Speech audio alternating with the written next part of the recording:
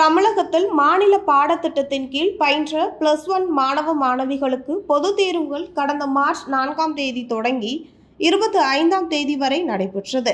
இந்த தேர்வை எழுத 7534 பள்ளிகளைச் சேர்ந்த 8,20,207 மாணவ மாணவிகள் பதிவு செய்தனர். இதில் 4,03,471 மாணவிகள், 3,89,736 மாணவர்கள் பதிவு செய்தனர்.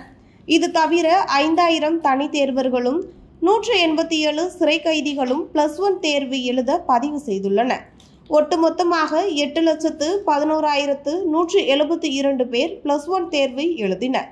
இந்நிலையில் +1 தேர்வு முடிவுகள் இன்று வெளியாகியுள்ளது. சென்னை நுங்கம்பாக்கம் பேராசிரியர் அன்பழகன் கல்வி வளாகத்தில் அமைந்துள்ள அரசு தேர்வுகள் இயக்கம் அலுவலகத்தில் தேர்வு முடிவுகள் வெளியிடப்பட்டன. இதில் 91.17% மாணவ மாணவிகள் தேர்ச்சி பெற்றுள்ளனர். 241 அரசு பள்ளிகள் 100% தேர்ச்சி பெற்றுள்ளது.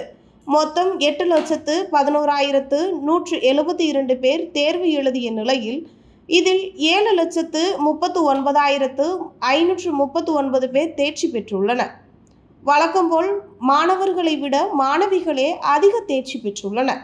மாணவர்கள் 87.26% தேர்ச்சி பெற்ற நிலையில் மாணவிகள் 94.69% தேர்ச்சி பெற்றுள்ளது குறிப்பிடத்தக்கது.